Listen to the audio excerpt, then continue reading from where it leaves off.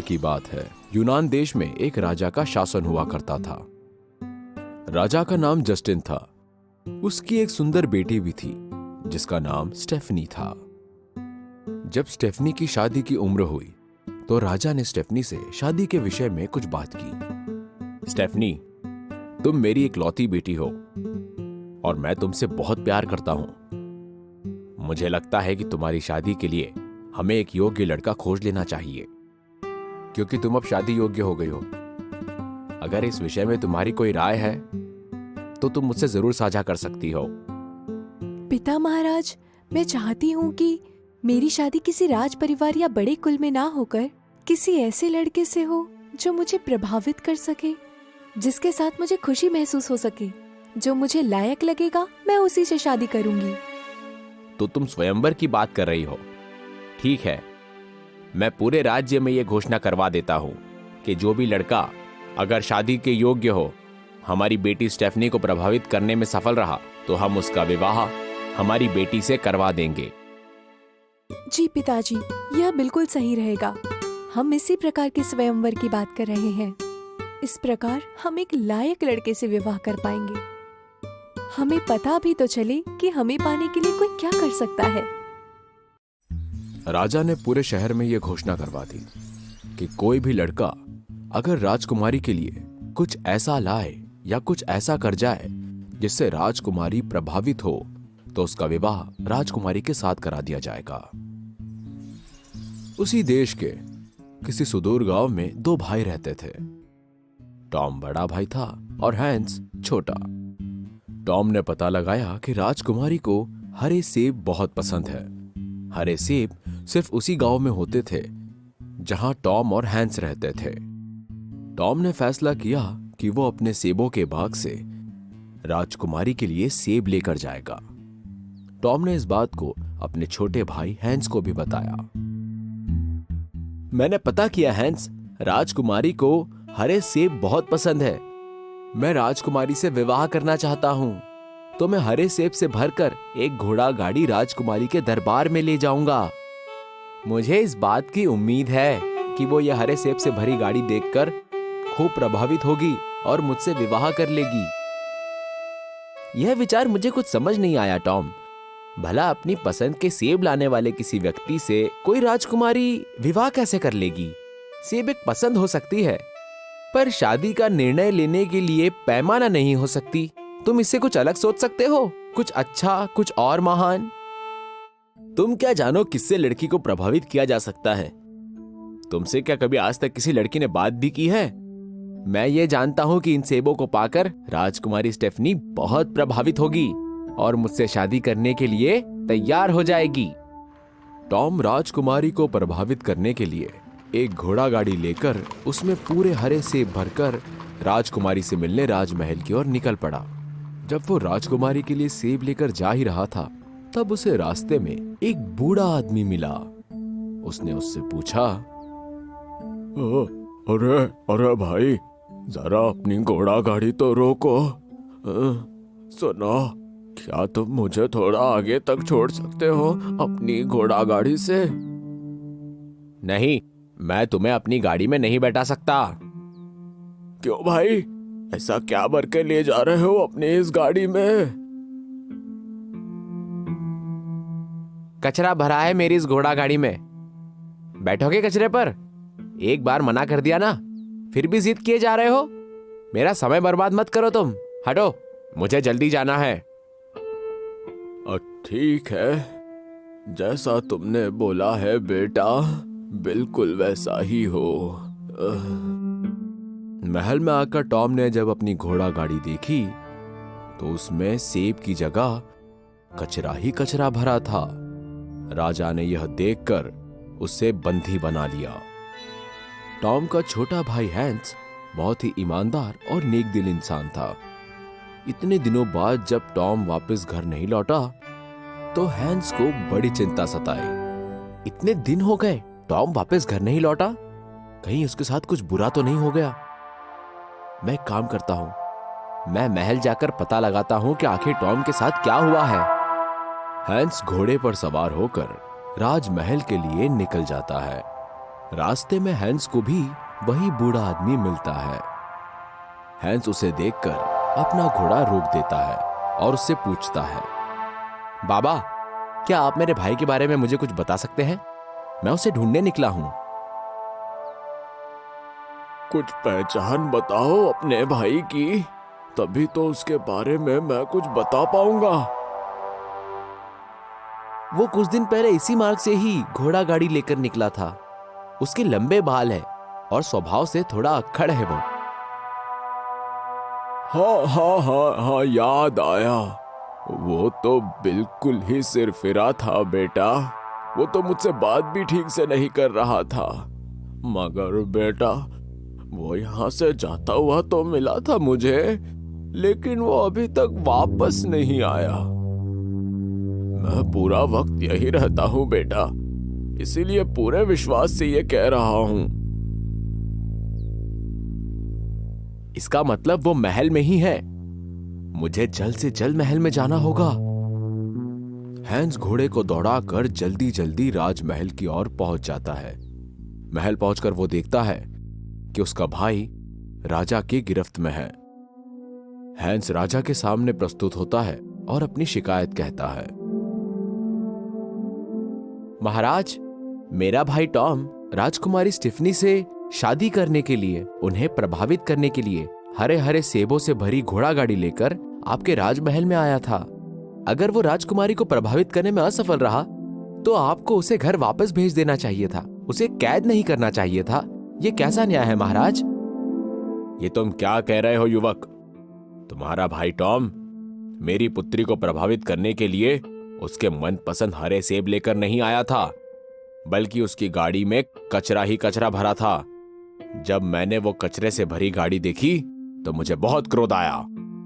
कोई भी व्यक्ति मेरी बेटी को प्रभावित करने के लिए उसे कचरा कैसे भेंट कर सकता है? इसी कारण उसकी इस उद्दंडता के लिए मैंने उसे कारागार में डाल दिया। आप ही बताइए महाराज, पूरे देश में कोई भी व्यक्ति ऐसा हो सकता है जो राजकुमारी स्टेफनी को प्रभावित करने के लिए कचरा लेकर आएगा? महाराज, इसमें जरूर कोई ना कोई गलतफहमी हुई होगी। मैं क्षमा प्रार्थी हूँ महाराज। अगर किसी कारण मेरे भाई ने आपको या राजकुमारी को ठेस पहुंचाई है तो मैं क्षमा मांगता हूँ। कृपया उन्हें मुक्त कर दीजिए महाराज। मैं तुम्हारे भाई टॉम को छोड़ भी दूंगा और राजकुमारी स्टेफनी से तुम्हारा विवाह भी करा दूंगा, पर पहले तुम्हें ग्रिफिन का पंख लाकर मुझे देना होगा। बिल्कुल महाराज, मैं अपने भाई को बचाने के लिए कुछ भी करूंगा। ग्रिफिन दिखने में गरुड़ जैसा पक्षी था, पर उसका धड़ एक शेर के जैसा था। यूनान का बहुत ही दुर्लभ जीव था वो। हैंस ग्रिफिन को खोजने निकल पड़ता है। बहुत खोजने के बाद उसे पता लगा कि वो जीव एक झील को पार करने के बाद गुफा है, वो वहीं रहता है। झील के दूसरी तरफ उसे एक व्यक्ति मिला। वो बोला, तुम जिस तरफ जा रहे हो वहां पर एक बहुत ही खतरनाक जीव ग्रिफिन रहता है। वहां मत जाओ भाई, वरना मारे जाओगे। उसकी वो बात सुनकर हैंस वहां से आगे बढ़ जाता है। जल्दी ही हैंस ग्रिफिन के इलाके में पहुंच जाता है। उसने एक कोने में खड़े होकर ग्रिफिन की सारी हरकतों पर नजर रखी। रोज शाम होने पर ग्रिफिन अपने विशाल पंख फैलाया करता था, जिससे उसके एक दो पंख नीचे गिर जाते थे, लेकिन वो जीव अपने गिरे हुए पंख खा जाया करता था। एक शाम जब ग्रिफिन ने अपने पंख खोले, अपने गिरे हुए पंखों को ग्रिफिन द्वारा खाने से पहले ही हैंस ने एक पत्थर उठाकर ग्रिफिन को मारा और वो छुप गया। जैसे ही वो जीव अपनी जगह से हटा, हैंस ने तुरंत वो पंख उठाया और वहां से भाग निकला। तुरंत हैंस राजा के दरबार में पहुंचा और, महाराज ये लीजिए, मैं उस खतरनाक जीव ग्रिफिन का पंख लेकर आया हूं। अब मेरे भाई को मुक्त कर दीजिए। जो काम तुमने किया है युवक, वो आज तक कोई भी नहीं कर पाया है। निश्चित ही तुम साहसी हो और वीर भी। हम तुम्हारे भाई को भी मुक्त कर देंगे और हमारी राजकुमारी स्टेफनी का विवाह भी तुमसे करवाएंगे। इस तरह हैंस को अपना भाई टॉम भी वापस मिल गया और राजकुमारी स्टेफनी से उसका विवाह भी हो गया। हौसले से हम सब कुछ हासिल कर सकते हैं। बहुत समय पहले की बात है। इंग्लैंड के राजा और रानी के इकलौते राजकुमार केविन की शादी के लिए राजकुमारी ढूंढी जा रही थी। लेकिन राजकुमार की किस्मत में कुछ और ही लिखा था। एक दिन राजा रानी केविन से कहते हैं, आखिर तुम किसी भी राजकुमारी को पसंद क्यों नहीं करते? बिना वजह के ही नापसंद का कारण क्या है? माँ, जब तक मेरे मन को कोई राजकुमारी नहीं भाती, मैं हाँ नहीं कर सकता हूँ। हाँ हाँ, तुम मेरी मौत का इंतजार कर रहे हो। मेरे मरने के बाद ही तुम कोई राजकुमारी पसंद करोगे। ऐसी बात नहीं है पिताजी। दरअसल जिसके साथ मैं अपना जीवन बिता सकूं, मुझे ऐसी कोई मिली नहीं। जब मिलेगी तब मैं आपको जरूर बताऊंगा। एक दिन राजकुमार केविन अपने सैनिकों के साथ गांव के रास्ते से शिकार पर निकलता है। तभी वो रास्ते में गरीब माँ बाप की बेटी एलेक्सा को देखता है। एलेक्सा अपने माता पिता को अपने कांधे पर बने झूले में बिठाकर वैद्य के पास ले जा रही थी। उसे देख केविन कहता है। अगले दिन राजमहल में सब मौजूद होते हैं। तभी वहाँ मंत्री आता है। मंत्री, ये लड़की कौन है, कृपया पता करें। मुझे इसके साथ ही विवाह करना है। राजा रानी और राजकुमार की जय हो। राजकुमार केविन, हमने पता लगा लिया है। उस लड़की का नाम एलेक्सा है और वो बहुत ही गरीब माँ बाप की इकलौती बेटी है। इन दिनों वो काफी बीमार रहने लगे हैं, इसलिए वो उन्हें अपने कंधे पे बैठाकर अपने माँ बाप को वैद्य के पास ले जा रही थी। बहुत बहुत धन्यवाद मंत्री जी। माँ, पिताजी, मैं उस लड़की से ही विवाह करना चाहता हूँ। तुम होश मत गवाओ राजकुमार केविन। जान लो, उसकी और तुम्हारी मेल नहीं हो सकती है। तुम कहाँ एक राजकुमार हो और वो एक गरीब घर की बेटी है। पिताजी, मैं अगर विवाह करूंगा तो सिर्फ उसी से ही करूंगा।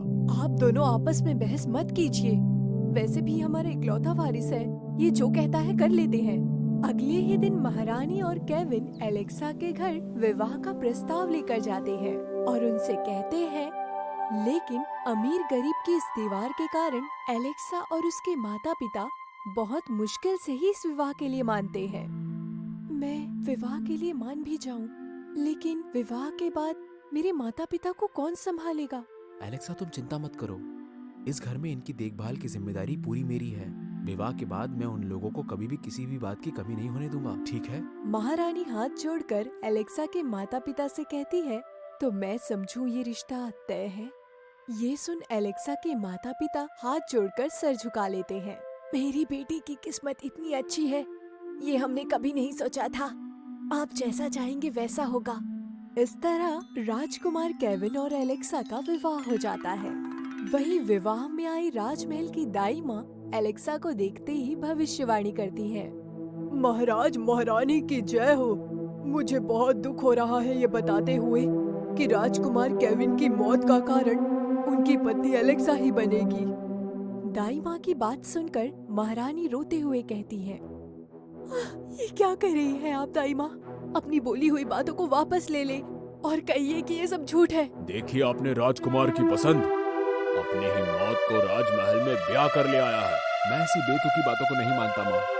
मैंने एलेक्सा को वचन दिया है उसका हर पल साथ निभाने का। राजकुमार, बेवकूफी मत करो। आज तक मेरी कोई भविष्यवाणी गलत साबित नहीं हुई है। तुम संभल जाओ।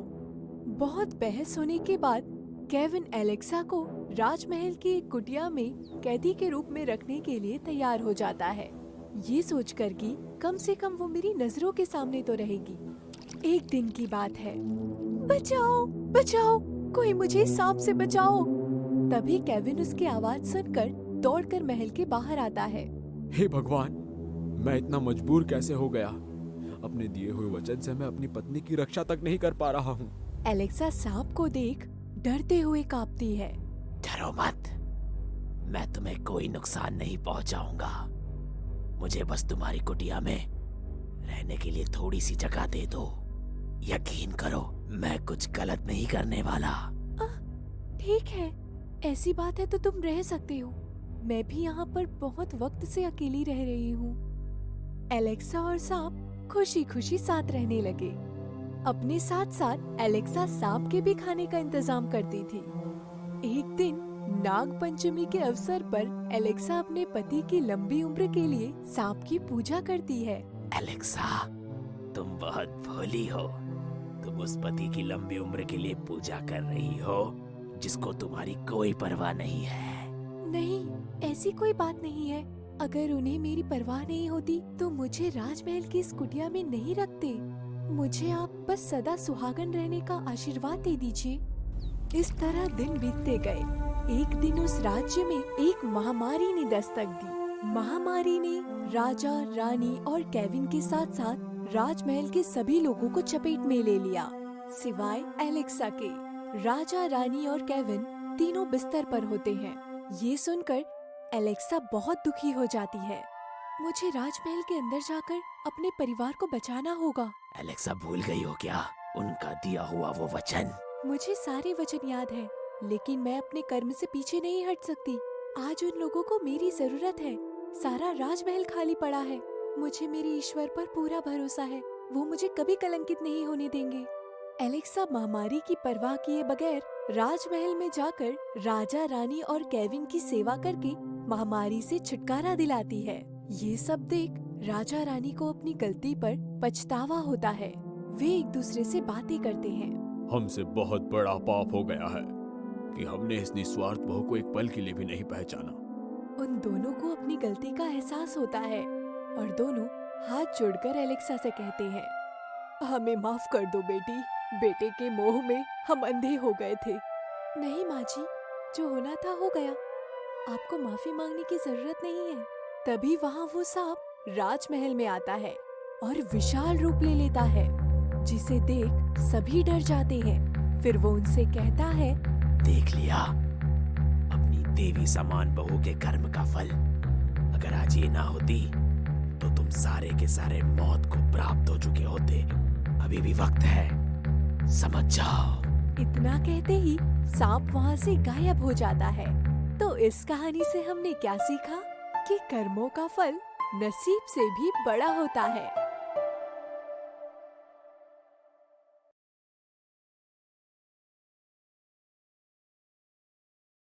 एक बार की बात है, एथेलियस नाम के एक राजा की 12 सुंदर बेटियां थीं। हर एक दूसरे से ज्यादा सुंदर थी। ये 12 एक साथ एक कमरे में सोती थीं और हर रात जब वो कमरे में जाती थीं और राजा उनका दरवाजा बंद कर दिया करते थे ताकि वो सो जाएं, लेकिन हर सुबह जब भी दरवाजा खुलता वो हमेशा ही देखता कि नाचते गाते राजकुमारियों के जूते खराब हो जाते। ये कैसे होता था? फिर एक दिन राजा ने घोषणा की, मैं स्वयं सेवकों को आमंत्रित करता हूँ। जो भी राजकुमारियों के बारे में पता लगा सकता है जहाँ वे नृत्य करती थीं, वो किसी भी राजकुमारी को विवाह के लिए चुन सकता है। लेकिन जो कोई भी शर्त के अनुसार एक रात के भीतर नहीं पता लगा पाएगा, उसे अपने जीवन से हाथ धोना पड़ेगा। कुछ समय बाद कई राजकुमारों ने इसके लिए कोशिश की और चुनौती लेने की पेशकश की, लेकिन वो बुरी तरह विफल रहे। रात में 12 राजकुमारियां कहाँ जाती हैं, ये किसी को पता नहीं चला। इसके बाद कई लोग और आए और उन्होंने चुनौती ली, लेकिन सभी की जान चली गई। फिर ऐसा हुआ कि मैक्सिमस नाम का एक गरीब सैनिक, जो कि जख्मी हो गया था और अब सेवा नहीं कर सकता था, वो खुद उस राज्य के रास्ते पर गया जहाँ पर राजा रहता था। वहाँ उसे एक बूढ़ी औरत मिली जिसने उससे पूछा कि वो कहाँ जा रहा है। मैं जानने जा रहा हूँ कि 12 राजकुमारियां कहाँ नृत्य करती हैं और ऐसे मैं राजा बनूंगा, फिर शादी और अमीर। ये इतना मुश्किल भी नहीं, बस तुम उस शराब को मत पीना जो तुम्हें रात को दी जाए और बस ऐसे दिखाना जैसे तुम सो गए हो। और इसके साथ ही उसने एक छोटा लबादा दिया और फिर उससे कहा, अगर तुम इसे पहनोगे तो तुम अदृश्य हो जाओगे और फिर उनके पीछे जा पाओगे। फिर वो राजा के पास गया और उसने खुद को चुनौती लेने वाला कहा। अन्य लोगों की तरह उसका भी स्वागत किया गया। फिर उसे कक्ष की ओर ले जाया गया जो राजकुमारियों के पास था। जब वो बिस्तर पर जाने वाला था, तभी सबसे बड़ी ने उसे एक कप में शराब दी, लेकिन उसने अपनी ठुड्डी के नीचे एक स्पंज बांधा हुआ था और उसने शराब को उसी में उंडेल दिया बिना एक बूंद पिए। फिर वो लेट गया और खर्राटे लेने लगा, मानो वो गहरी नींद में हो। 12 राजकुमारियां ये सुनकर हंस पड़ी और फिर बड़ी ने कहा, निश्चित रूप से वो अपनी जान गंवाएगा। और इसके साथ ही वो उठी। उन्होंने अपनी अलमारी खोली, सुंदर कपड़े पहने और आईने के सामने खड़ी हो गई, उछलने लगी और नृत्य के बारे में सोचकर मजे लेने लगी। केवल सबसे छोटी ने कहा, मैं नहीं जानती ये कैसा है, आप बहुत खुश हैं, लेकिन मुझे अजीब लग रहा है। निश्चित रूप से हम पर कोई आफत आने वाली है। तुम एक हंस की तरह हो जो हमेशा डरता रहता है। क्या तुम भूल गई हो कि कितने राजकुमार यहाँ पहले ही आ चुके हैं? मैंने सिपाही को शराब में नींद की गोली पिलाई थी, वो नहीं जागने वाला है। फिर उन्होंने सिपाही की तरफ ध्यान से देखा, लेकिन उसने अपनी आंखें बंद कर ली थी और वो हिल भी नहीं रहा था, इसीलिए काफी सुरक्षित मान रही थी। फिर सबसे बड़ी अपने बिस्तर पर गई और उसने आवाज की और फिर वो तुरंत जमीन के अंदर चली गई। फिर एक के बाद एक वो सीढ़ी के माध्यम से नीचे उतरी। सबसे बड़ी सबसे पहले गई। सिपाही जिसने सब कुछ देखा था, उसने अपना छोटा लबादा पहना और वो सबसे छुप गया और सबसे चोटी के साथ नीचे उतरने लगा। आधी सीढ़ियां उतरते ही उसने उसकी पोशाक को धीरे से छुआ। उस पर वो डर गई और चिल्लाई, ये क्या है? मेरे कपड़ों को किसने खींचा है? इतनी मूर्ख मत बनो, इसे शायद किसी कील ने पकड़ लिया है। तब वो सब नीचे उतर गईं और जब वो तल पर पहुंची तो वो एक बहुत सुंदर अद्भुत जगह पर खड़ी थी, जहाँ पेड़ थे, सभी पत्ते चांदी के थे, चमकदार और चमकते हुए। सिपाही ने सोचा, मुझे कुछ डालियों को अपने साथ ले जाना चाहिए ताकि मैं ये बता सकूं कि कल रात मैं कहाँ गया था। और उनमें से एक की डाली को तोड़ डाला, जिस पर बड़ा धमाका करके पेड़ टूट गया। और फिर सबसे छोटी चिल्लाई, कुछ तो गड़बड़ है। क्या तुमने वो तेज आवाज सुनी? ये खुशी के लिए चलाई गई बंदूक है, क्योंकि हमें राजकुमार से छुटकारा मिल गया है इतनी जल्दी। उसके बाद वो एक जगह पर आए जहाँ सभी पत्ते सोने के थे और अंत में तीसरी तरफ एक कोने में जहाँ चमकीले हीरे थे।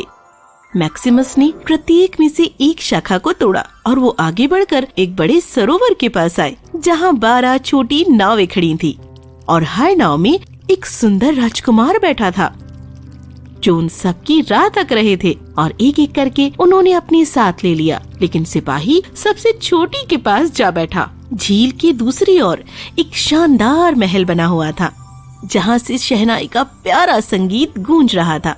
उन्होंने वहाँ प्रवेश किया और प्रत्येक राजकुमार उस लड़की के साथ नृत्य करने लगा जिसे वो पसंद करता था।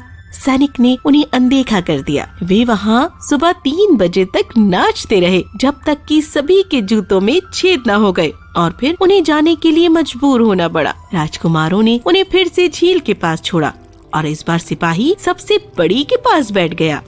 किनारे पर उन्होंने अपने राजकुमारों से विदा ली और अगली रात लौटने का वादा किया। जब वो सीढ़ियों पर पहुँचे तो सिपाही दौड़कर सामने भागा और अपने बिस्तर पर लेट गया। और जब 12 राजकुमारियां धीरे धीरे ऊपर आई तो वो पहले से ही जोर से खर्राटे ले रहा था ताकि वो सब उसे सुन सकें। अगली सुबह जब उसके जवाब देने का समय आया तो वो शाखाएं लेकर राजा के पास गया। राजकुमारियां दरवाजे के पीछे खड़ी हो गई और उसे सुनने लगी कि वो आखिर क्या कहने जा रहा है। जब राजा ने प्रश्न किया, मेरी बेटियों ने रात में जूतों के टुकड़े करके कहाँ नृत्य किया है? एक भूमिगत महल में। और फिर उसने जो कुछ देखा था उसने सब सच बता दिया और उन्हें 3 डालियां दिखाई। जब राजा ने अपनी बेटियों को बुलाया कि क्या सिपाही सच कह रहा था, और जब उन्होंने देखा कि उनके साथ धोखा किया गया है और झूठ का कोई फायदा ही नहीं होगा, तो वे सभी मान जाने के लिए बाध्य हो गयीं। तब राजा ने सिपाही से पूछा कि उससे कौन सी लड़की पत्नी के रूप में चाहिए, तो उसने जवाब दिया, अब मैं छोटा नहीं हूँ, इसलिए मुझे सबसे बड़ी राजकुमारी दो। फिर उसी दिन शादी का जश्न मनाया गया और जैसा कि राजा ने वादा किया था कि उसकी मृत्यु के बाद सिपाही को राज्य मिल जाएगा और फिर वो हमेशा के लिए खुशी खुशी रहने लगे, केवल राजा के सिवा, क्योंकि वो मर गया था। कहानी समाप्त हुई।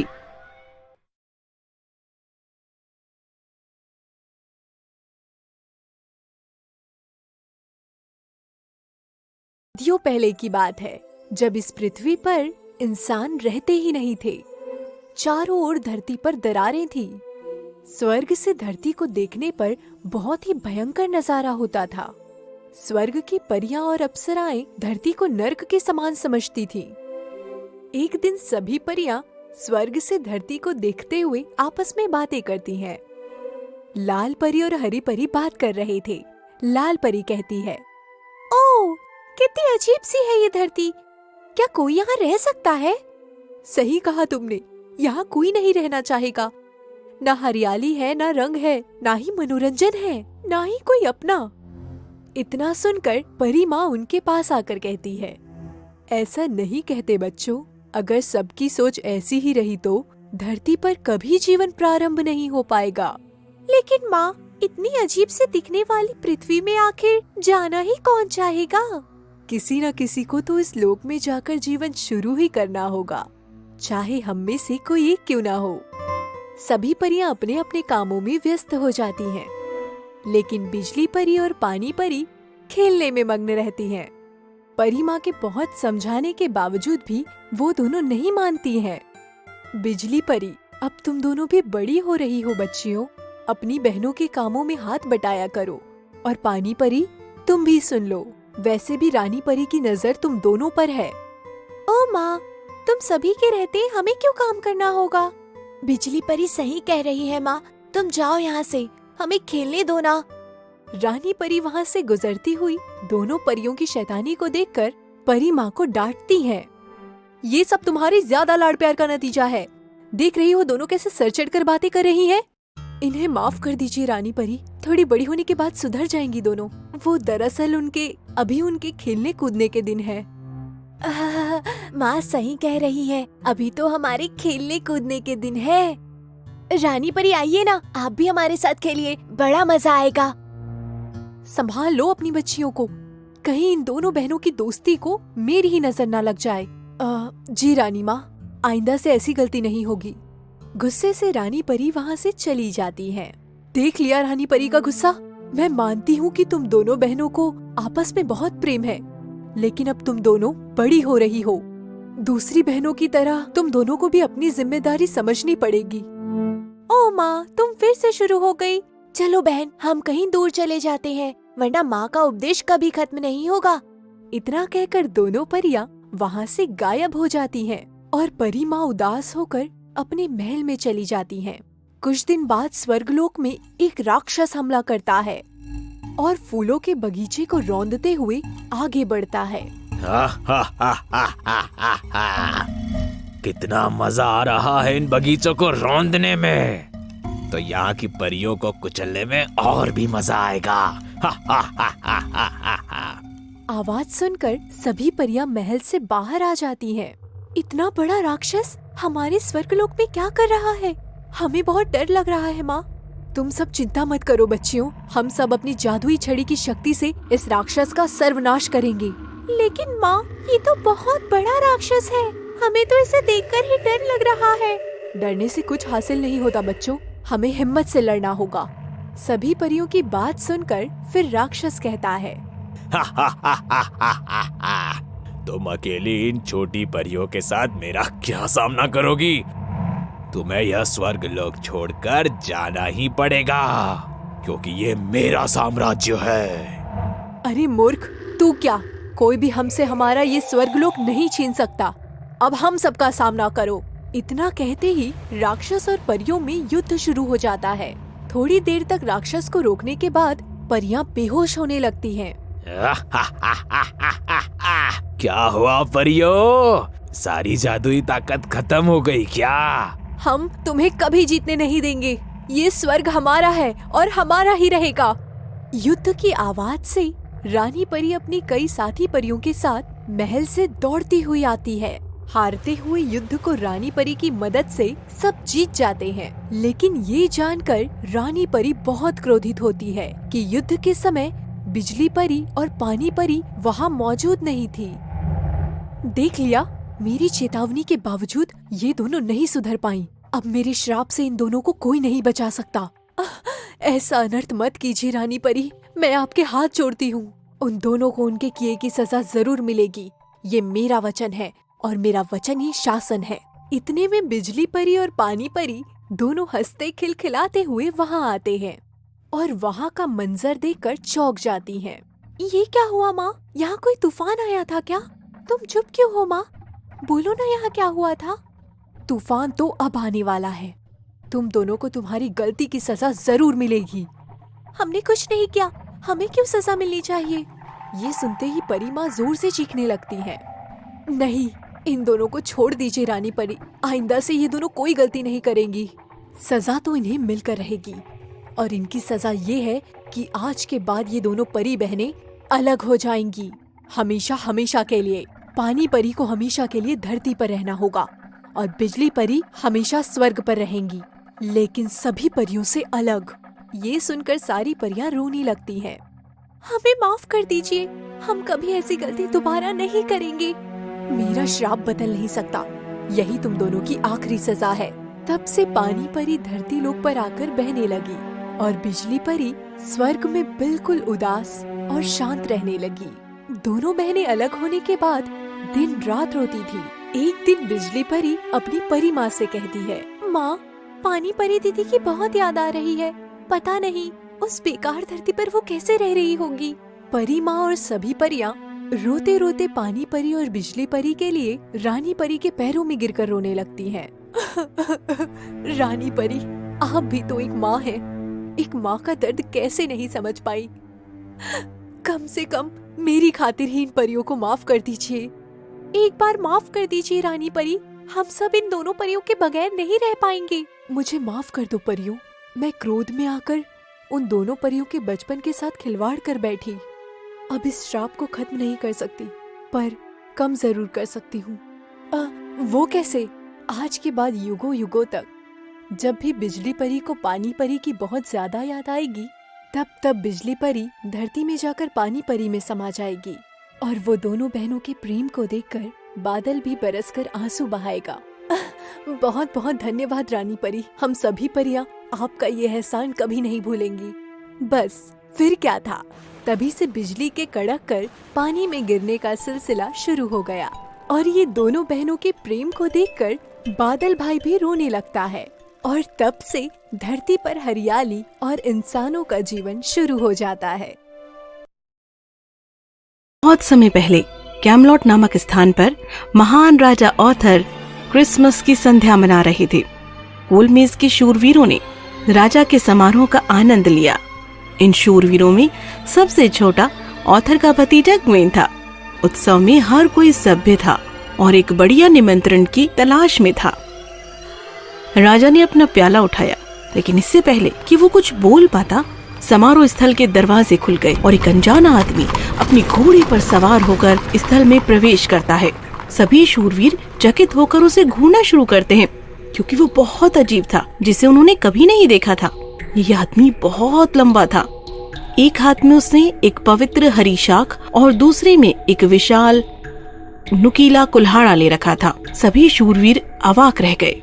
मैं इस समारोह में आनंद लेने नहीं, बल्कि आपके सामने प्रसिद्ध फेलोशिप के साहस को एक बार और हमेशा के लिए परखने और साबित करने आया हूँ। यदि आप युद्ध चाहते हैं तो मैं आपके निमंत्रण को स्वीकार करूंगा। नहीं राजा, मैं लड़ने के लिए नहीं बल्कि चुनौती देने आया हूँ। झटके के लिए झटका।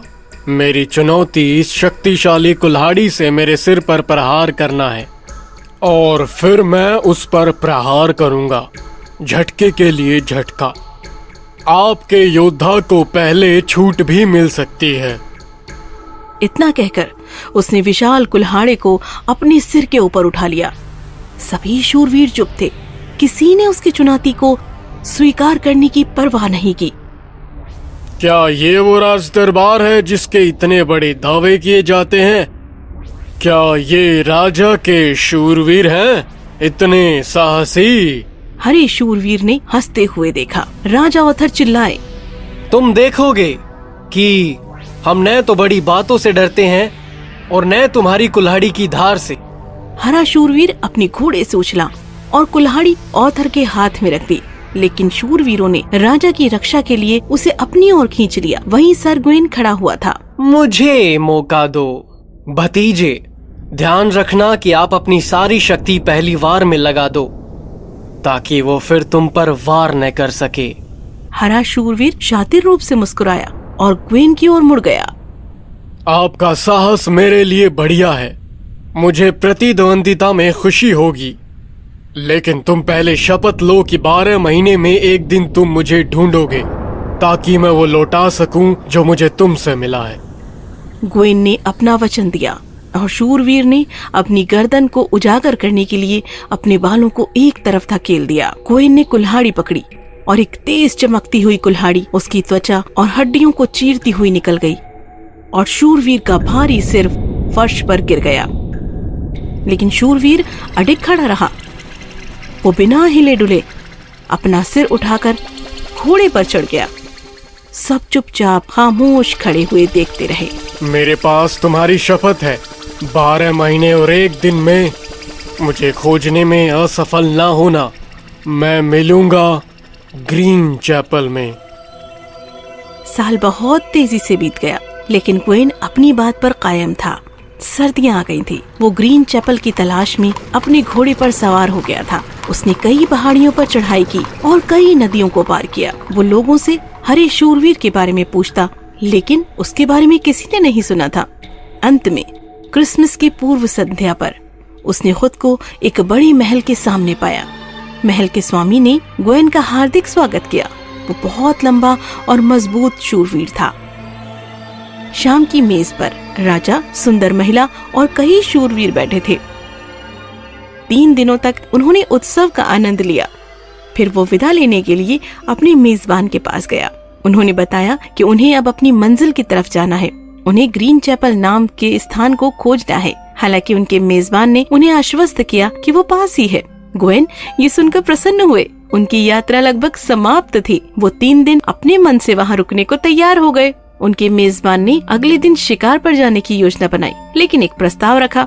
ग्वेन जिस भी जानवर का शिकार करेंगे वो उसे स्वयं रखेंगे और महल के स्वामी ग्वेन को अपने महल से एक उपहार देंगे जो ग्वेन को रखना होगा। ग्वेन इस बात से हैरान थे और उन्होंने कहा, मुझे आपके महल में उपहार की उम्मीद नहीं थी, तो नुकसान आपका होगा। और फिर एक बैठक में समझौता किया गया। अगले दिन मालिक शिकार के लिए जल्दी रवाना हुए, जबकि ग्वेन अपने कमरे में आराम कर रहे थे। दरवाजा खुला और महल की महिला ने प्रवेश किया। उसने उसे जाने के लिए कहा, लेकिन वो नहीं मानी, बल्कि इसके बजाय उसने उसके गालों पर 3 चुम्बन दिए, जैसे ग्वेन की माँ उसे एक बच्चे के रूप में देती थी। उस शाम को महल का स्वामी लौट आया और एक लोमड़ी की खाल लेकर आया। अपने वचन के अनुसार ग्वेन ने मालिक को उनके गाल पर 3 चुम्बन दिए। मालिक ने हंसते हुए कहा कि लोमड़ी की खाल महल की महिला के चुंबन के लिए एक बुरा इनाम थी। ग्वेन का दिल भारी था, क्योंकि अब समय महल छोड़ने का था और हरे शूरवीर की चुनौती का सामना करने का समय आ रहा था। उसने कपड़े पहने और अपने मेजबान को छोड़ दिया। वो अंधेरी तूफानी सुबह में निकल गया। महल के मालिक ने उसे रास्ता बताया। साथ में वो ऊबड़ खाबड़ चट्टानों और अंधेरी दलदलों से गुजरे। जैसे ही सूरज निकला, ग्वेन एक सड़क के पास रुक गया जो 2 बर्फ की पहाड़ियों से ढकी हुई थी और उसमें बीच में रास्ता था। मालिक ने सड़क की ओर इशारा किया और ग्वेन आगे बढ़ गए। पहाड़ियों की ये सड़क नुकीले किनारों से भरी थी। अंत में वो एक विशाल अंधेरी गुफा में आया। वो भीतर चला गया, लेकिन तुरंत ही उसके सामने कुल्हाड़ी लिए लंबा चौड़ा हरा शूरवीर खड़ा था। उसका सिर फिर से उसके कंधों पर मजबूती से जुड़ा हुआ था। स्वागत है, आपने यात्रा अच्छी तरह की। अब वचन पूरा करने के लिए तैयार हो जाओ। ग्वेन ने बहादुरी से अपना हेलमेट हटा दिया और उसके आगे झुक गया। अपनी गर्दन को शूरवीर की कुल्हाड़ी पर चढ़ा दिया। जैसे ही कुल्हाड़ी उठी, ग्वेन ने कुछ नहीं किया। वो हिला भी नहीं, लेकिन हरा शूरवीर रुक गया। आप हिचकिचाते हैं? क्या आप अपना वादा पूरा करने से डरते हैं? जब मेरा सर कट जाएगा तो वापस नहीं लगेगा आपके जैसे, लेकिन मैंने वचन दिया और मैं उससे नहीं हटूंगा। दूसरी बार शूरवीर ने अपनी भारी कुल्हाड़ी को हवा में ऊपर उठा दिया। इस बार ग्वेन ना तो हिला और ना ही रोया, क्योंकि तेज कुल्हाड़ी हवा में सीटी की तरह बज रही थी और उसकी गर्दन की त्वचा को चीर रही थी। कुछ क्षण वहीं खड़े रहकर ग्वाइन को लगा रक्त की कुछ बूंदों के अलावा उसे कुछ नुकसान नहीं हुआ था। वो हरे शूरवीर को देखने के लिए मुड़ा, लेकिन वो नहीं था। उसके बजाय महल के मालिक, जिन्होंने उस पर हाथ रखा था, उसे अपने कंधों पर उठा लिया। मेरे बहादुर शूरवीर, हमारे कोई बेटा या बेटी नहीं है। उत्तराधिकारी होने के लिए साहस, ईमानदारी और सच्चे आदमी की तलाश की। मैं एक आदमी की तलाश में आर्थर की अदालत में आया था, जो इस राज्य में हमारा स्थान लेने के योग्य हो, और वो तुम हो। सर बबलैक ग्वेन को महल में ले गए, जहां उन्होंने उसे उस क्षेत्र का स्वामी घोषित किया। ग्वेन ने अपने शेष दिनों में साहस, ईमानदारी और सच्चाई के साथ शासन किया। कहानी समाप्त हुई। घनघोर तूफानों के बीच महाराष्ट्र के महाराजा के यहाँ एक नन्ही परी गरिमा जन्मी। खुशियों में डूबे महाराज और महारानी पूरे राज्य में सोने चांदी, हीरे मोती बांटते हैं। समय बढ़ता है। राजकुमारी गरिमा 6 साल की हो गई थी। एक दिन वह अपनी माँ से जिद करने लगी। माँ, मुझे तारे चाहिए। ओहो गरिमा, भला कैसी बात कर रही हो? आसमान से तारे कैसे लाए जा सकते हैं? तभी महाराज अपने कमरे से निकलते हैं।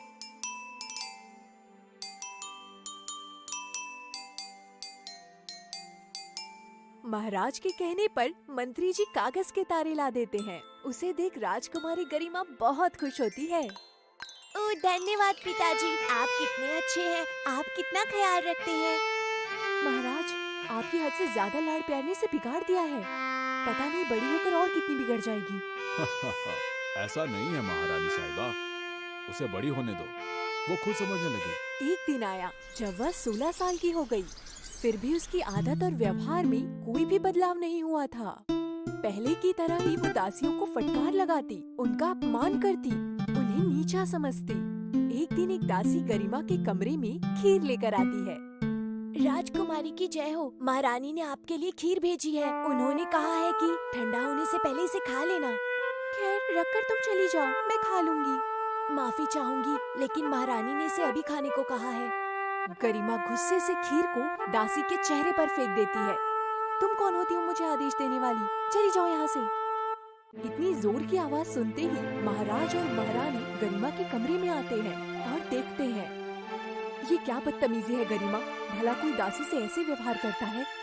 ये दासी है माँ, इसे मुझसे ऊंची आवाज में बात करने का कोई अधिकार नहीं। चलो मेरी राजकुमारी, गुस्सा मत करो, तुम्हारे लिए अभी इस दासी को मैं महल से बाहर निकाल देता हूँ। वाह महाराज, क्या सीख दे रहे हैं आप अपनी बेटी को। सब पिता ऐसे ही व्यवहार सिखाते रहे अपनी बेटियों को तो वह दिन दूर नहीं जब वाकई में लड़कियों और औरतों को पैर की जूती समझा जाएगा। ओह माँ, अपना भाषण बंद करो। कृपया करके इस दासी को मेरी नजरों से दूर हटाओ। गरिमा इतना कहते ही गुस्से से रथ में बैठकर अपने महल से बाहर चली जाती है। तभी एक बार जोर की गड़गड़ाहट के साथ आंधी, तूफान और बारिश होती है। पूरा राज्य जलमग्न हो जाता है। नदियों में बाढ़ आ जाती है। राजमहल का बहुत बुरा हाल होता है। राजमहल के बाहर आंधी, तूफान और बारिश की वजह से बहुत ही खराब परिस्थिति है। पता नहीं हमारी गरिमा कहाँ होगी। पता नहीं वो ना जाने कहाँ फंसी होगी। मुझे चिंता सता रही है। मंत्रियों, जाओ जाकर मेरी राजकुमारी को ढूंढ कर लेकर आओ जल्दी। जी महाराज। सैनिकों, जल्दी करो, हमें राजकुमारी को ढूंढने जाना है। बारिश के थमते ही मंत्री सैनिकों के साथ राजकुमारी गरिमा को ढूंढने के लिए निकलते हैं। 2 दिन बीतने के बाद भी राजकुमारी का कोई पता नहीं चलता और वे निराशा के साथ राजमहल वापस लौट आते हैं। आप आ गए मंत्री जी। कहाँ है मेरी बेटी गरिमा? क्या वह अभी भी हमसे नाराज है? माफी चाहता हूँ महारानी, राजकुमारी को ढूंढने में हम असमर्थ रहे। ये क्या कह रहे हो? तुमसे ये छोटा सा काम नहीं हुआ। तुम मेरे मंत्री बनने के काबिल भी नहीं हो। आप जो सजा दे मुझे मंजूर है राजा, मगर ये भी सत्य है कि राजकुमारी का अब तक कोई पता नहीं चला है। पता नहीं वो जिंदा भी है या नहीं, क्योंकि राज्य में बाढ़ की वजह से बहुत सारे लोग मर गए हैं। पानी में फूलने की वजह से चेहरे को पहचान पाना मुश्किल हो गया है महाराज। महारानी इतना सुनते ही बेहोश हो जाती है और महाराज जोर जोर से रोने लगते हैं। वहीं दूसरी ओर राजकुमारी गरिमा बाढ़ में बहती हुई अपनी उसी दासी के गांव में पहुंच जाती है जिसकी उसने बेइज्जती की थी। नदी के किनारे इतनी भीड़ क्यों लगी है? मुझे भी जाकर देखना चाहिए। राजकुमारी गरिमा को देखते ही दासी राजकुमारी को पहचान जाती है। राजकुमारी, मैं आपकी दासी। आगे खोलिए राजकुमारी। क्या तुम इन्हें पहचानती हो? जी हाँ, ये हमारी राजकुमारी गरिमा है। लगता है पिछले दिनों की बाढ़ की वजह से ये नदी में बहते हुए यहाँ पहुँच गई है, लेकिन ये कुछ बोल क्यों नहीं पा रही है? बेटी, ये बेहोश है। इसके शरीर से पानी निकलते ही तुम इसे अपने घर ले जाना। इसे होश आ जाने दो। जी जरूर, आप सभी इन्हें मेरे घर ले जाने में मदद कीजिए। गांव वालों की मदद से दासी राजकुमारी को अपने घर लेकर आती है और वैद्य को बुलाने जाती है। वैद्य जी, जरा जल्दी चलिए मेरे घर। राजकुमारी बेहोश पड़ी हुई है, उन्हें किसी भी हाल में ठीक कर दीजिए। ठीक है बेटी, चलता हूँ। जरा दवाइयों को तो पकड़ लूं। वैद्य जी दासी के घर जाकर राजकुमारी के शरीर से पानी निकालते हैं और राजकुमारी को एक जड़ी बूटी का रस पिलाते हैं। कोई बात नहीं बेटी, थोड़ी देर बाद इन्हें होश आ जाएगा। चलो, मुझे थोड़ी चाय पिला दो, फिर मैं घर के लिए निकलूंगा। जी जरूर वैद्य जी। दासी वैद्य जी को प्याली में चाय देती है। एक बात बोलूं बेटी, कहिए वैद्य जी। तुम्हारे पास एक बहुत ही अच्छा मौका है। जितना चाहे धन दौलत हीरे मोती सब कुछ मांग सकती हो महाराज और महारानी से, उनकी राजकुमारी को बचाने के बदले। ये आप क्या कह रहे हैं वैद्य जी? जिस थाली में मैंने खाया है उसी में छेद करूं? ये मैं नहीं कर सकती।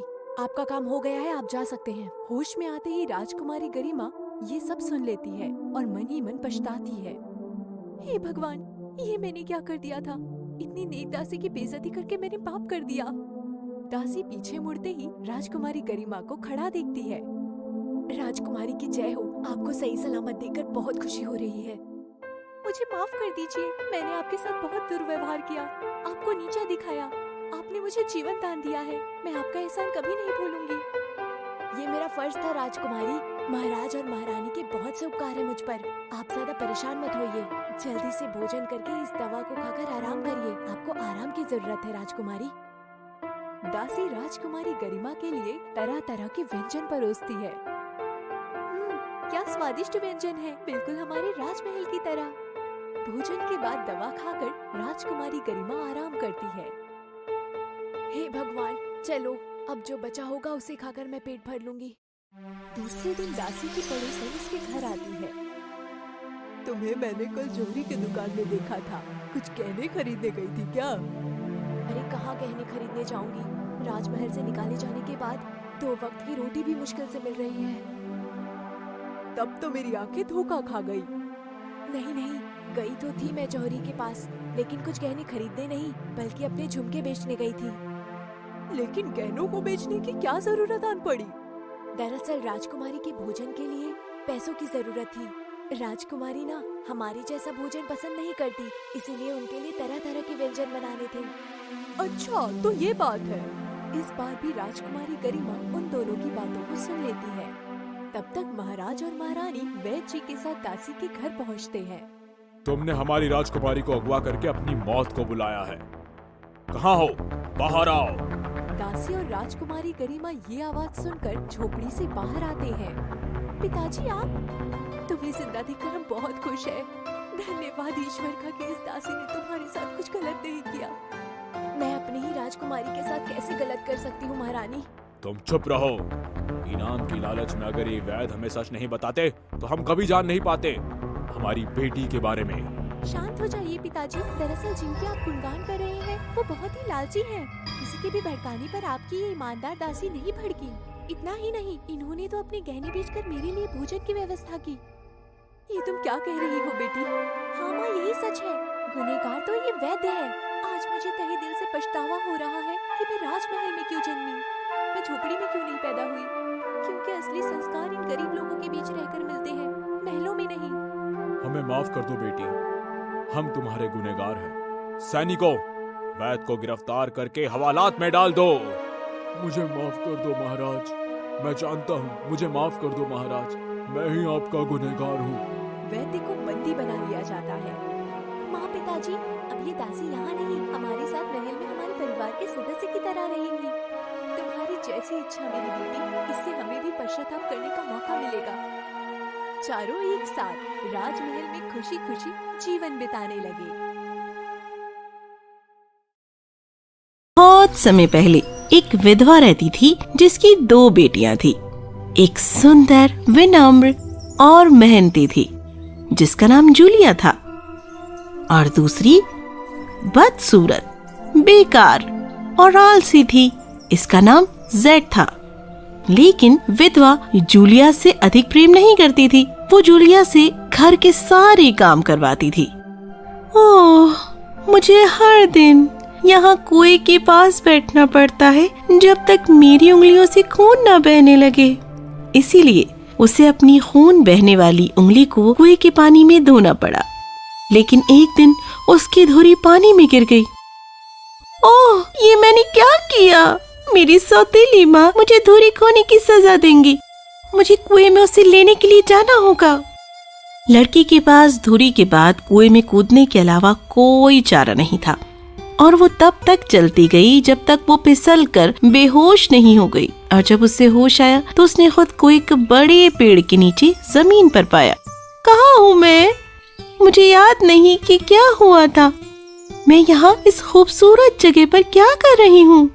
चलते चलते वो एक पहाड़ पर चढ़ गई और रोटी से भरी एक बेकरी के ओवन तक आ गई जो रोटियों से भरा हुआ था। रोटी ने उसे पुकारा, अरे मुझे बाहर निकालो, मुझे बाहर निकालो, मैं जल रही हूँ, मैं बहुत पक चुकी हूँ। और बस इसीलिए लड़की उसकी तरफ बढ़ गई। बेकर के चमचे को उसने लिया और एक के बाद एक गोल गोल रोटियां निकालना शुरू कर दिया। उन्हें ध्यान से पास की एक मेज पर रख दिया और फिर चली गई।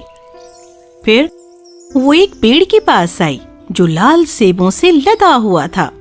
पेड़ ने उसे पुकारा, हिलाओ और हिलाओ मुझे और ये सारे सेब गिराओ। हाँ, मैं मदद करती हूँ। अभी आपको हिलाती हूँ और सारे सेब जमीन पर गिर जाएंगे। जैसे ही सब सेब पेड़ से गिर गए तो उसने उन्हें पेड़ के बगल में ही एक छोटी सी पहाड़ी पर ढेर कर दिया और फिर वो चली गई। अंत में वो आयरन वुड के पास पहुंची। ये कौन सी जगह है? जूलिया ने जंगल में एक छोटा सा घर देखा जहाँ बड़ी लंबे दांतों वाली और चलती आग सी आंखों वाली एक बूढ़ी औरत खिड़की से उसे देख रही थी। जूलिया डर गई थी और वो भाग जाना चाहती थी, लेकिन बूढ़ी औरत ने उसे बुलाया। तुम मुझसे क्यों डर रही हो मेरी प्यारी बच्ची? मेरे घर आओ, मेरे साथ रहो, और अगर तुम सब काम अच्छी तरह से करोगी तो चीजें तुम्हारे साथ भी अच्छी होंगी। मेरे बिस्तर को अच्छी तरह हिलाना है और फिर दुनिया में बर्फ पड़ेगी, क्योंकि मैं मदर होली हूँ और इस पूरी दुनिया में बर्फ बनाती हूँ।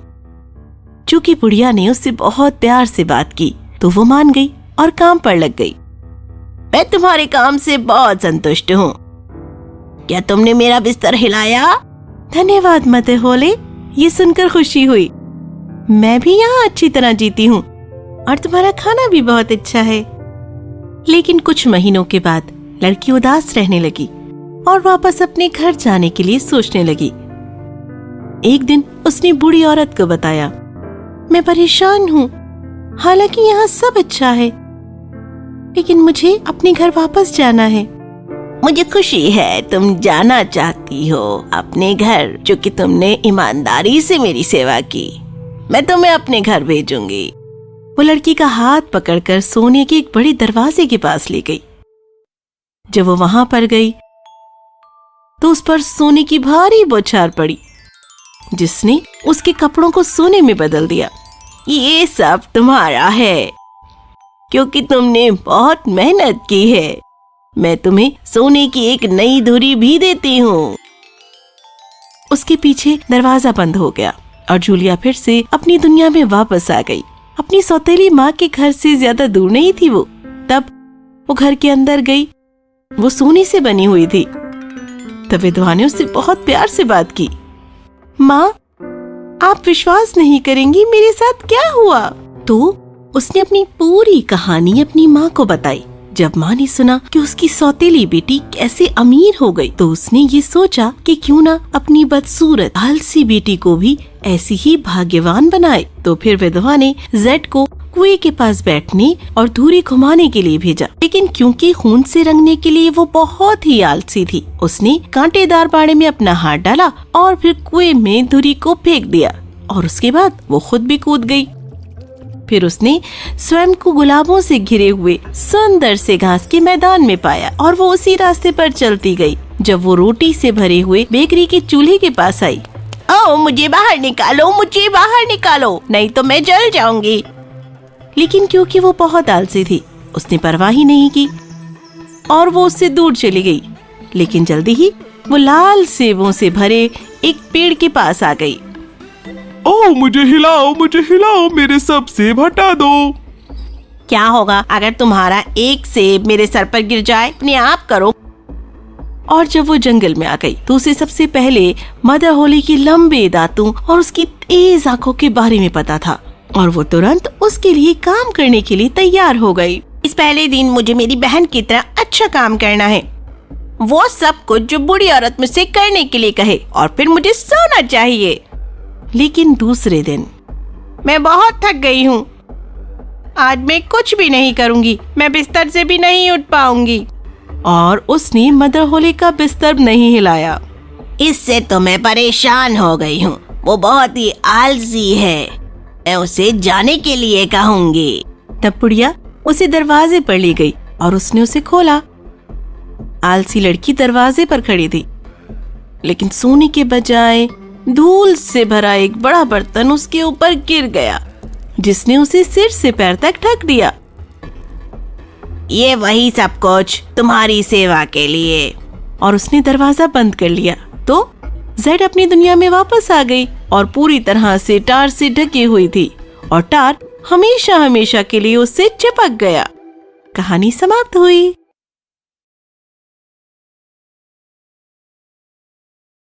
एक बार की बात है, दूर एक राज्य में एक रानी बहुत सुंदर थी कि 3 लोगों में ऐसी सुंदरता कभी नहीं देखी थी। रानी और राजा खुशी खुशी रहते थे और अपने राज्य पर शासन करते थे। उनकी एक बेटी थी, लेकिन उनका बड़ा दुर्भाग्य हुआ क्योंकि रानी बहुत बीमार हो गई। हर उपाय और हर दवा दी गई, लेकिन कोई फायदा नहीं हुआ और जल्दी ही वो मर गई। राजा का दिल टूट गया। रानी की अंतिम इच्छा थी कि राजा को कोई उतनी ही सुंदर मिले जितनी वो रानी बनने के लिए सुंदर थी। मैं तुम्हें कभी नहीं भूल सकता प्रिय, लेकिन मैं चुप हूँ। इससे पहले कि राजा अपनी बात समाप्त कर पाता, रानी जा चुकी थी। राजा उससे बहुत प्यार करता था और वो दूसरी शादी के लिए तैयार नहीं था। लेकिन एक दिन उसके पास दरबारी आए। महाराज, प्रजा को रानी चाहिए, तो मुझे क्या करना चाहिए? मैं बूढ़ा पुनर्विवाह नहीं करना चाहता और किसी को उसके जैसा सुंदर खोजना असंभव है। राजा को नहीं पता था कि उसे क्या करना है, लेकिन एक दिन उसकी बेटी उसके पास आई और उसने महसूस किया कि वो बिल्कुल अपनी माँ की तरह दिखती है। वही सुनहरे बाल, वही स्वर्गीय सुंदरता। राजा के मन में एक विचार आया और उसने एक निर्णय लिया। अंत में उसने अपनी मरती हुई पत्नी से जो वादा किया था वो पूरा करेगा। राजा ने अपने दरबारियों को दरबार में बुलाया। हमारे राज्य की नई रानी होगी मेरी बेटी। वो रानी के रूप में शक्ति जुटाएगी और उसका विवाह प्रधानमंत्री के पुत्र से होगा, जो मेरे जाने के बाद राजा बनेगा। राजकुमारी खुश नहीं थी। पिताजी, ये क्या है? ये तुम्हारी माँ की इच्छा थी प्रिय। किसी ऐसे व्यक्ति से शादी कैसे कर सकती हूँ जिसे मैं जानती नहीं हूँ? मैंने फैसला ले लिया है। ठीक है, लेकिन मेरी 4 इच्छाएं हैं। अवश्य मेरी प्रिय। मुझे 3 कपड़े चाहिए, एक सूर्य के समान सुनहरा, एक चांद के समान चांदी सा और तीसरा तारों की तरह चमकीला, और अंत में जंगल से एक फूल, एक पक्षी या जानवर को नुकसान पहुंचाए बिना हजारों चीजों से बना हुआ एक कोट। आपकी मनोकामना पूर्ण होगी। इसीलिए राजा ने राज्य के सबसे अच्छे बुनकरों को बुलाया और उन्हें कपड़े बुनने के लिए कहा। सैनिकों ने कोट के लिए सामग्री एकत्रित की। प्यारी बेटी, जो तुम चाहती थी वो बन गया है और अखरोट के खोल में डाल दिया गया है। आपकी शादी का समय आ गया है। लेकिन पिताजी, मैं किसी ऐसे व्यक्ति से कैसे शादी कर सकती हूँ? तुमने वादा किया था बेटी, अब अपनी बात पर अड़िग रहो ताकि मैं वचन पूरा कर सकूं। पिताजी, माँ का क्या मतलब था जब उन्होंने कहा प्यार लोगों को सुंदर बनाता है? बस बस तुम कल शादी करोगी। राजकुमारी ने महल से भागने का फैसला किया। उसने अपने पिता के लिए एक पत्र छोड़ा। मुझे माफ करें पिताजी, लेकिन एक दिन आप समझ जाएंगे। राजकुमारी हर जगह घूमती गई। वो जंगलों में घूमी, कई राज्यों में गई जिन्हें वो नहीं जानती थी। एक दिन थकी हुई वो एक खोखले पेड़ के अंदर गई और वहीं सो गई। वहाँ से उस देश का राजा गुजरा। महामहिम, एक पेड़ के खोखले के अंदर एक अजनबी है। उसने अलग सा लबादा पहना हुआ है। बहुत अच्छा, उसे महल में लाओ। सैनिकों ने राजकुमारी को जगाया। राजकुमारी को महल में ले जाया गया, जहाँ उसे रसोई का काम दिया गया। एक दिन राजा की दावत थी। सारे काम करने के बाद राजकुमारी ने रसोई से पूछा, श्रीमान, सारा काम हो गया है, क्या अब मैं जाकर नृत्य देख सकती हूँ? बिल्कुल ठीक, आधे घंटे में वापस आओ। धन्यवाद, मैं जल्दी ही आ जाऊंगी। राजकुमारी दौड़कर अपने कमरे में चली गई। वो तैयार हो गई और उसने अपने अखरोट से सूरज की तरह चमकने वाली पोशाक पहन ली और उसने अपने सुनहरी बाल भी खोल दिए। फिर वो नृत्य में चली गई। जैसे ही उसने प्रवेश किया, हर कोई उसकी आश्चर्यजनक सुंदरता से मंत्रमुग्ध हो गया। राजा ने उसके साथ नृत्य किया, लेकिन जब आधा घंटा हो गया तो राजकुमारी गायब हो गई। वो वापस चली गई थी रसोई में काम करने के लिए। सुनो, पहले राजा के लिए सूप तैयार करें। जी श्रीमान। तो राजकुमारी ने राजा के लिए सूप तैयार किया और उसने अपनी सोने की अंगूठी भी कटोरे में डाल दी। सूप पकाया और परोसा गया। राजा ने रसोइये को बुलाया। ये सूप आपने बनाया? इसमें आमतौर पर होने वाला स्वाद नहीं है, क्योंकि ये सूप उन सूप से अच्छा है जिसे मैंने पहले चखा है। ये मेरी रसोई से, और ये उस लड़की ने बनाया।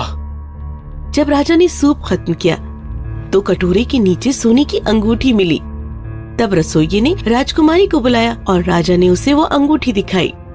क्या ये तुम्हारा है? मेरी जैसी कोई गरीब लड़की के पास ऐसी अंगूठी कैसे हो सकती है महाराज? तुम्हें देखकर मुझे किसी की याद आ गई। तुम्हारा सूप स्वादिष्ट था, धन्यवाद। बहुत शुक्रिया महाराज। कुछ दिनों के बाद में महल में एक और नृत्य संध्या आई। एक बार फिर राजकुमारी ने रसोइये से नृत्य देखने की इच्छा की। इस बार उसने चांदी की तरह अपनी पोशाक पहन ली और फिर राजा ने उसके साथ नृत्य भी किया। लेकिन जैसे ही आधा घंटा हुआ वो गायब हो गई और फिर से एक बार रसोई की लड़की बन गई। इस बार राजकुमारी ने अपना सोने का हार सूप के कटोरे के नीचे डाल दिया और राजा के पास भेज दिया।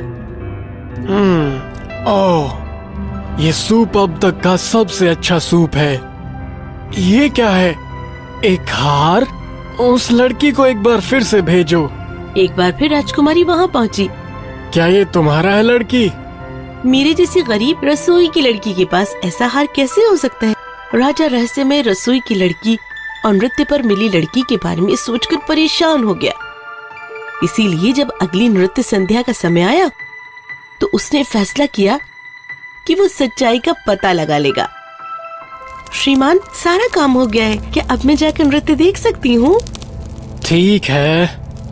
राजकुमारी ने अपनी पोशाकों में से सितारों की तरह चमकदार पोशाक पहनी और नृत्य में आ गई।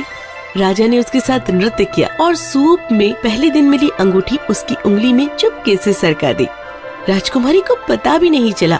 राजा ने जोर देकर कहा कि राजकुमारी थोड़ी देर और रुक जाए, लेकिन राजकुमारी को देर हो चुकी थी। आधा घंटा बीत गया था और वो जल्दी से गायब हो गई। देर होने के कारण उसने हाथ में पहनी अपनी अंगूठी को भी नहीं देखा।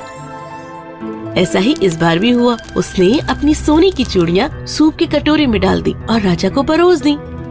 राजा ने रसोइये को बुलाया। जब वो वहाँ पहुँची तो उससे चूड़ियों के बारे में पूछा तो राजकुमारी ने कहा, मेरे जैसी गरीब रसोई की लड़की के पास ऐसी चूड़ी कैसे हो सकती है महाराज? राजा ने उसके हाथ में वो अंगूठी देखी। वो गहरे विचार में था। मैं रसोई वाली लड़की के साथ नाच रहा हूँ। उसने उससे पूछा कि उसने ये सब नाटक क्यों किया। इस बार उसने अपने पिछले जीवन के बारे में सब कुछ बता दिया। राजा चकित होकर बोला, मैं तुमसे प्यार करता हूँ। मुझे परवाह नहीं कि तुम रसोई की लड़की हो। मुझे तुम्हारा खाना पसंद है। क्या तुम मुझसे शादी करोगी?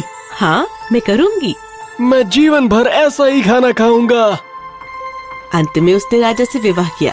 और उन्होंने शाही शादी के लिए खाना बनाने में भी मदद की और शाही रसोइया भी मंत्री बन गया। अब मैं आपको कहूँगा राजा और रानी। राजकुमारी के पिता को भी शादी में आमंत्रित किया गया और उन्हें भी वो मिठाइयाँ दी गईं जो वहाँ पर बनी थी। और फिर ये जोड़ा खुशी खुशी रहने लगा। कहानी समाप्त हुई। एक जमाने में एक किसान रहता था जिसके 2 बेटे थे। उनका नाम ऑस्टिन और कार्टर था।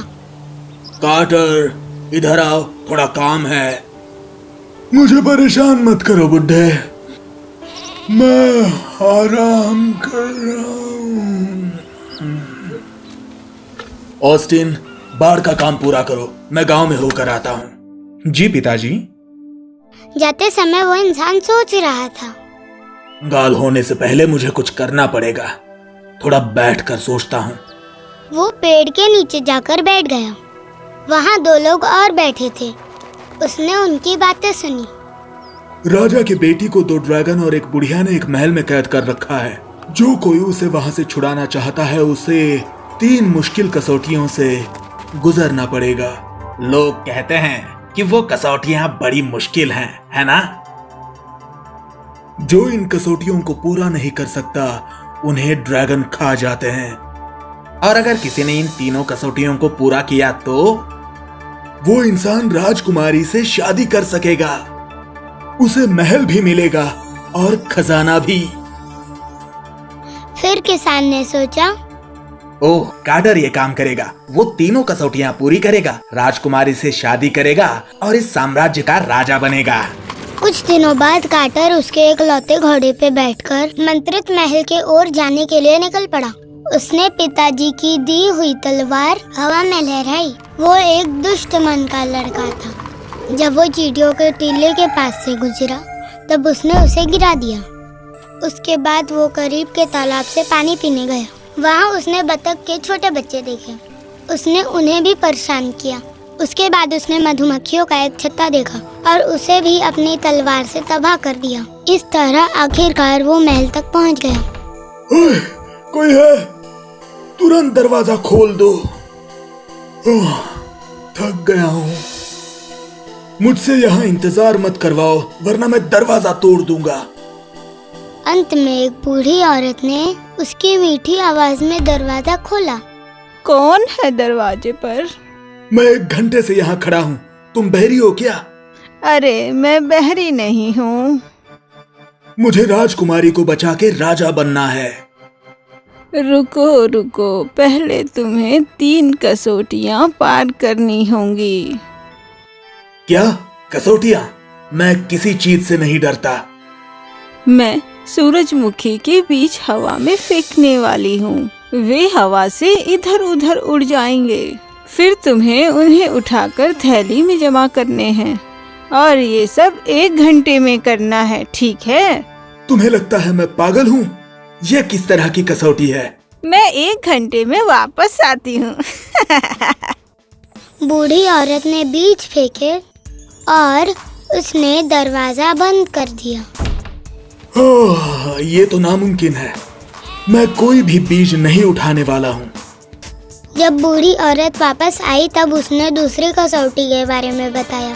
उसने 12 सोने की अंगूठियाँ एक गहरे तालाब में फेंक दी। तुम्हें इन्हें निकालना है, वो भी 1 घंटे में। मैं पागल नहीं हूँ, पानी बहुत गहरा है और ठंडा भी। तुम कसौटियों को पूरा नहीं कर रहे हो बेटा। ठीक है, चलो तीसरी कसौटी देती हूँ बेटा, चलो मेरे साथ। मैं पक रहा हूँ। अब वो महल के अंदर पहुँच गए और सीधे अंधेरे कमरे में चले गए। ये 3 पुतले सफेद कपड़े से ढके हैं। तुम्हारे पास 1 घंटा है बताने के लिए कि कौन सी राजकुमारी है। अगर तुमने सही बताया तो वो मुक्त हो जाएगी, वरना। मैं दाएं पुतले को चुनता हूँ। दाएं पुतले, खुद को खोल दो। ड्रैगन नहीं नहीं नहीं नहीं नहीं नहीं नहीं नहीं नहीं। कुछ दिनों बाद किसान ऑस्टिन से बात कर रहा था। कार्टर कहाँ है? मुझे उसकी फिक्र हो रही है। पिताजी, मैं जाता हूं उस महल में। नहीं बेटा, मैं मेरा इकलौता बेटा नहीं खोना चाहता। यकीन कीजिए पिताजी, मैं वापस लौट कर आऊंगा, लेकिन मेरे पास ना घोड़ा है ना तलवार है तुम्हें देने के लिए। ऑस्टिन ने सिर्फ पाव का एक टुकड़ा लिया और मंत्रित महल की ओर चल पड़ा। थोड़ी देर बाद उसने पेड़ के नीचे आराम करने का फैसला किया। वहाँ उसने देखा कि बहुत सी चींटियाँ अपना टीला बनाने की कोशिश कर रही हैं। बेचारी चींटियां, किसने तोड़ा तुम्हारा टीला? मैं इसे बनाने में मदद करता हूँ। अपना काम करने के बाद वो पानी पीने के लिए तालाब पे गया। वहाँ उसने बतख के कुछ बच्चे देखे। बेचारे बत्तख के बच्चे, तुम लोगों को भूख लगी होगी ना? ये लो मेरा पाव का टुकड़ा। बतख के बच्चों ने पाव का टुकड़ा खत्म किया। उसके बाद उसे जमीन पे गिरा हुआ मधुमक्खियों का छत्ता दिखा। उसने वो उठाकर पेड़ की टहनी पे रख दिया। फिर वो महल की ओर चल पड़ा। वहाँ पहुँचकर उसने दरवाजा खटखटाया। तुम्हें क्या चाहिए बेटा? जी, मैं राजकुमारी को बचाने आया हूँ। कोशिश कर सकते हो। बूढ़ी औरत ने सूरजमुखी के बीज जमीन पे फेंक दिए और वो चले गई। थोड़ा मुश्किल है, लेकिन मैं कोशिश करूँगा। 45 मिनट के बाद ऑस्टिन कोशिश करना छोड़ने ही वाला था। इतने में उसकी मदद के लिए चींटियां आ गई। वो उसकी शुक्रगुजार थी क्योंकि उसने उनका टीला बनाने में मदद किया था। वाह, इतनी सारी चींटियां! शुक्रिया मेरे दोस्तों, ये थैली फिर से बीजों से भर गई है। फिर वो बूढ़ी औरत वापस आई। तुमने अच्छा काम किया, थैली बीजों से भर गई है। अच्छा, अब तुम्हें दूसरी कसौटी पूरी करनी है। देखो, तुम्हें ये 12 अंगूठियाँ ढूंढनी है। ऐसा कहके बूढ़ी औरत ने अंगूठियों को पानी में फेंक दिया। ऑस्टिन ने पानी में छलांग लगाई, पर पानी बहुत गहरा था। वो उन अंगूठियों को नहीं निकाल पाया, लेकिन उसने देखा कि पानी में कुछ हिल रहा है। वो बतख के बच्चे थे जो उसकी मदद करने आए थे, क्योंकि उसने उन्हें अपना पाव का टुकड़ा खिलाया था। वाह, शुक्रिया मेरे दोस्तों, अब मेरे पास 12 की 12 अंगूठियां हैं। वो सीधा बूढ़ी औरत से मिलने चला गया। आह, सभी 12 अंगूठियाँ, ऐसा पहले कभी नहीं हुआ था। कोई बात नहीं, चलो मेरे साथ। बूढ़ी औरत ने ऑस्टिन को तीसरी कसौटी के बारे में समझाया। जब उसने सामने 3 पुतले देखे, तब वो पहचान नहीं पा रहा था कि उसमें से राजकुमारी कौन सी है। ये तो सभी एक जैसे लगते हैं। सोचो ऑस्टिन, सोचो, कौन सी राजकुमारी हो सकती है? अचानक से सैकड़ों मधुमक्खियाँ खिड़की से आईं और वो बीच वाले पुतले पर भिनभिनाने लगी। मैं बीच वाला पुतला चुनता हूँ। ओह, बीच वाले पुतले खुद को खोलो। सफेद कपड़ा नीचे गिर गया और राजकुमारी प्रकट हो गई।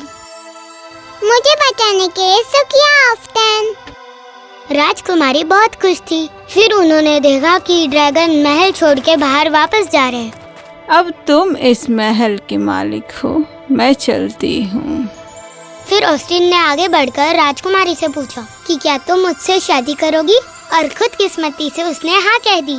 इसके बाद वे हंसी खुशी रहने लगे, मधुमक्खी के छत्ते बनाने लगे और अपने महल में प्यारे प्यारे बतख के बच्चे भी पालने लगे। समाप्त। ये बात फिरोज नगर राज्य की है। फिरोज नगर के राजा और रानी अपने 12 साल के बेटे अंगद कुमार को राजमहल में छोड़कर घुड़सवारी करने गए, लेकिन अचानक घोड़े का पैर फिसला और वह घोड़े से गिर गए, जिससे उनकी मृत्यु हो गई। अब राज्य का सारा कार्यभार नन्हे राजकुमार अंगद पर आ गया। इन सब से दुखी होकर मंत्री सोचने लगा, अब राजा और रानी तो इस दुनिया में नहीं रहे, सारा कार्यभार अंगद पर आ जाएगा। राजकुमार की ताजपोशी तो बस एक बहाना है। इस राज्य का पूरा कार्यभार अब मुझे ही चलाना है। नागरिकों से बहुत सारा कर वसूल कर खूब पैसे कमाना है। और फिर उसने मंत्रिमंडल के सदस्यों से बात की और राजकुमार अंगद की ताजपोशी कर दी। उनकी ताजपोशी सभी प्रजाजनों के सामने की गई। प्रजाजन बहुत खुश हुई। राजा अंगद की जय, राजा अंगद की जय। सुनो सेनापति जी, मंत्रिमंडल के सारे सदस्यों को बुलाया जाए। जी मंत्री जी, आपने हमें बुलाया? हाँ, राजा अंगद अभी बहुत छोटे हैं।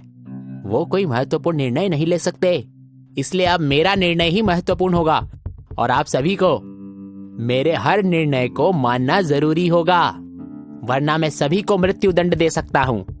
मंत्रिमंडल के सदस्य मंत्री जी की हाँ में हाँ मिलाकर चलते जाते और मंत्री राजा अंगद की दाई माँ को बुलाते हैं। दाई माँ आती हैं। जी मंत्री जी, आपका क्या आदेश है? दाई माँ, राजा अंगद का आपको विशेष ध्यान रखना है और ध्यान रहे उन्हें किसी भी बात की कोई कमी ना रहे और वो राजमहल कम से कम आए। दाई माँ राजा अंगद का खूब ध्यान रखती और साथ में अपने 15 साल के बेटे विजय को भी ले आती ताकि राजा अंगद उसके साथ खेल सके। दाई माँ का बेटा विजय बहुत होशियार था। वह राजा अंगद की छोटी से छोटी बातों का खूब ध्यान रखता था। अरे, तुम इतनी अच्छी तलवारबाजी कैसे कर लेते हो? क्या तुमने कहीं से सीखा है? नहीं राजा, मैंने ये सब नहीं सीखा है। मैंने बस महल के सैनिकों को देखकर ये सब सीखा है। क्या तुम मुझे भी यह सिखाओगे? हाँ हाँ, क्यों नहीं, मैं तुम्हें ये सब जरूर सिखा दूंगा। फिर धीरे धीरे विजय राजा अंगद को सब कुछ सिखाता। फिर उनकी दोस्ती धीरे धीरे और भी गहरी होती चली गई। इधर मंत्री अपने आप को राजा समझकर राजा अंगद की आड़ में प्रजा में ऐलान करवाता है। सुनो सुनो सुनो, सभी गांव वालों सुनो, राजा अंगद की आज्ञा है कि आप सभी को इस वर्ष का कर इस बार जल्दी देना होगा। पर राजा अंगद ऐसी आज्ञा कैसे दे सकते हैं? 2 साल से हमारे गांव में सूखा पड़ा हुआ है, जिससे हमारा व्यापार भी बंद पड़ा हुआ है। हम ये कर कैसे देंगे? जैसी राजा अंगद ने आज्ञा दी थी, मैंने आप सभी को वैसा का वैसा सुनाया और राजा ने कहा है जो अगर उनकी आज्ञा नहीं मानेगा तो आप सभी को मृत्यु दंड दिया जाएगा। प्रजा एक दूसरे से बात करती है। राजा बहुत अच्छे इंसान थे, वो कितने दयालु थे। उनकी मृत्यु के बाद जब से राजा अंगद ने इस राज्य का राजपाट संभाला है, हमारी तो तकदीर ही बिगड़ गई है। हाँ, पर ऐसा कैसे चलेगा? हमें इस सारी चीजों के बारे में जाकर राजा अंगद से स्वयं बात करनी होगी। इधर महल में राजा अंगद और विजय खेलते रहते हैं। तभी अचानक विजय खेलते खेलते राज दरबार में पहुंच जाता है और देखता है कि वहां मंत्री जी किसी आदमी को कोड़ों से मार रहे हैं। फिर वो ध्यान से मंत्री जी की बातें सुनता है। तू राजा अंगद से मिलने आया था और मेरी सारी बात बता के मेरा भांडा फोड़ने आया था। तू नहीं जानता, राजा अंगद तो सिर्फ नाम का राजा है। इस राज्य का असली राजा तो मैं हूँ, मैं। और मंत्री आदेश देता है, ले जाओ इसे और कारागार में डाल दो। विजय सारी बातें सुनकर जाकर अपनी माँ से कहता है, माँ, आपने देखा क्या हो रहा है? राजा अंगद की आड़ में मंत्री जी प्रजा पर अन्याय कर रहे हैं। हाँ बेटा, मुझे सब पता है, पर हम कर भी क्या सकते हैं? अगर राजा अंगद को हम सारी बातें बताएंगे और मंत्री को पता चला तो मंत्री हम दोनों को मृत्यु दंड दे देगा। नहीं माँ, प्रजा के साथ मैं ऐसा नहीं होने दूंगा। राजा अंगद को मैं सब बताऊंगा, मैं उनका सच्चा मित्र हूँ। और फिर विजय और राजा अंगद महल के अंदर ही खेलते रहते हैं। फिर विजय राजा अंगद को गिरा देता है, जिस पर राजा अंगद कहता है, मेरे प्यारे दोस्त विजय, तुमने ऐसा क्यों किया? तुमने मुझे गिराया क्यों? मुझे चोट लग गई। मैंने कुछ नहीं किया। तुम बड़े हो और तुमने मुझे धकेल दिया। देखो मुझे चोट लग गई। ये तो अन्याय है ना? विजय, तुम ये क्या बोल रहे हो? क्या अन्याय हो रहा है यहाँ प्रजा के साथ?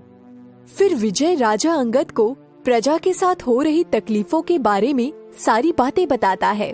फिर विजय कहता है, राजा अंगद, हम रात को अपना वेश बदलकर प्रजा में जाकर घूम कर देखेंगे कि प्रजा को और किस प्रकार की तकलीफ है।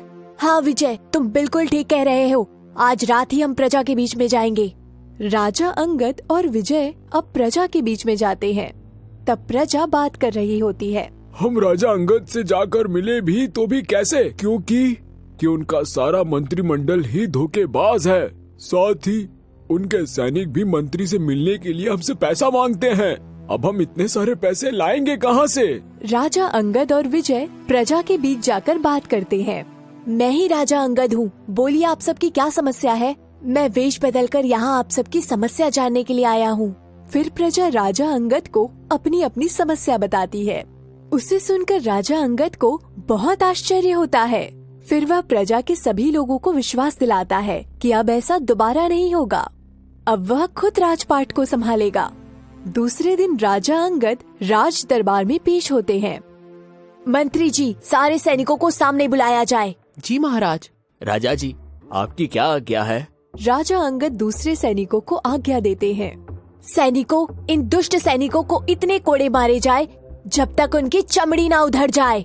नहीं नहीं राजा जी, हमें मत मारिए, कृपया हमें छोड़ दीजिए। तुमने प्रजा से मिलने से रोका और उनसे पैसे लिए। तुमने प्रजाजनों से रिश्वत ली।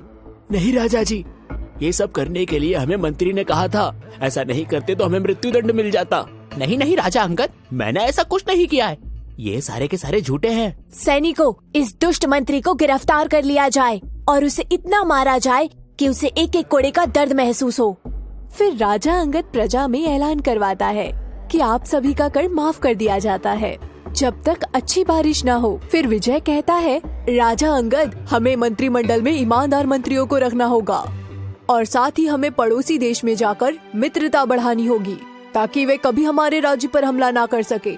राजा अंगद और विजय अपने ईमानदार मंत्रियों के साथ दूसरे राज्य में जाते हैं और दूसरे राज्य के राजाओं से मित्रता बढ़ाते हैं और बहुत अच्छे से अपने राज्य को चलाते हैं और फिर सारी प्रजा खुशी खुशी रहने लगती है।